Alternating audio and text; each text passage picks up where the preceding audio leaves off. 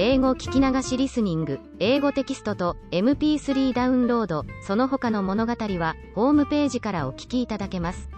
88thpp.com 88thpp.com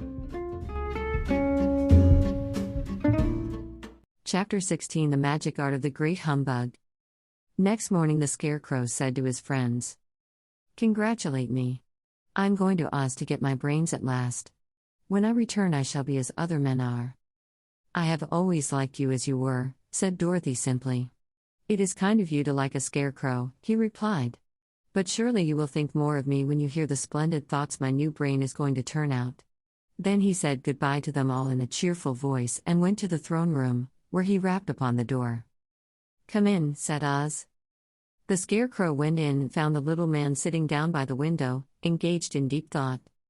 "I have come for my brains," remarked the Scarecrow, a little uneasily.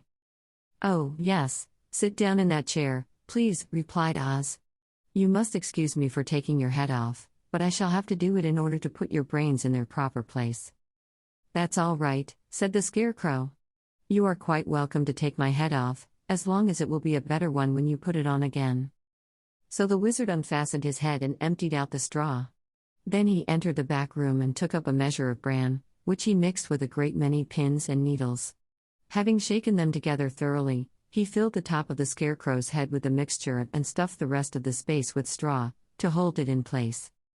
When he had fastened the Scarecrow's head on his body again, he said to him, "Hereafter you will be a great man, for I have given you a lot of brand new brains." The Scarecrow was both pleased and proud at the fulfillment of his greatest wish, and having thanked Oz warmly he went back to his friends. Dorothy looked at him curiously. His head was quite bulged out at the top with brains. "How do you feel?" she asked. "I feel wise indeed," he answered earnestly. "When I get used to my brains I shall know everything." "Why are those needles and pins sticking out of your head?" asked the Tin Woodman. "That is proof that he is sharp," remarked the Lion. "Well, I must go to Oz and get my heart," said the Woodman. So he walked to the throne room and knocked at the door. "Come in," called Oz, and the Woodman entered and said, "I have come for my heart." "Very well," answered the little man. "But I shall have to cut a hole in your breast, so I can put your heart in the right place. I hope it won't hurt you." "Oh, no," answered the Woodman.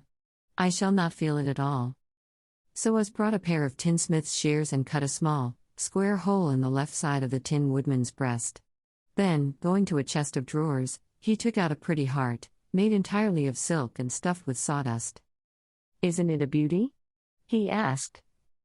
"It is, indeed," replied the Woodman, who was greatly pleased. "But is it a kind heart?" "Oh, very," answered Oz. He put the heart in the Woodman's breast and then replaced the square of tin, soldering it neatly together where it had been cut. "There," said he, "now you have a heart that any man might be proud of. I'm sorry I had to put a patch on your breast, but it really couldn't be helped." "Never mind the patch," exclaimed the happy Woodman. "I am very grateful to you, and shall never forget your kindness." "Don't speak of it," replied Oz. Then the Tin Woodman went back to his friends, who wished him every joy on account of his good fortune.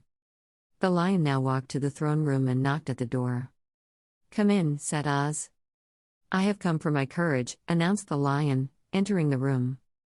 "Very well," answered the little man, "I will get it for you." He went to a cupboard and reaching up to a high shelf took down a square green bottle, the contents of which he poured into a green gold dish, beautifully carved. Placing this before the cowardly Lion, who sniffed at it as if he did not like it, the wizard said, "Drink." "What is it?" asked the Lion. "Well," answered Oz, "if it were inside of you, it would be courage. You know, of course, that courage is always inside one, so that this really cannot be called courage until you have swallowed it. Therefore I advise you to drink it as soon as possible."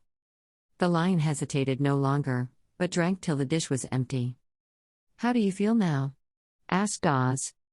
"Full of courage," replied the Lion, who went joyfully back to his friends to tell them of his good fortune. Oz, left to himself, smiled to think of his success in giving the Scarecrow and the Tin Woodman and the Lion exactly what they thought they wanted.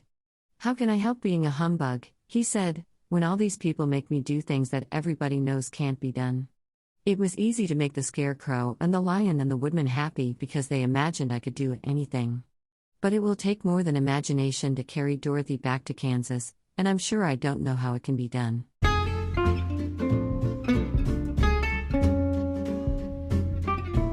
英語聞き流しリスニング、英語テキストと MP3 ダウンロード、その他の物語はホームページからお聞きいただけます。88thpp.com 88thpp.com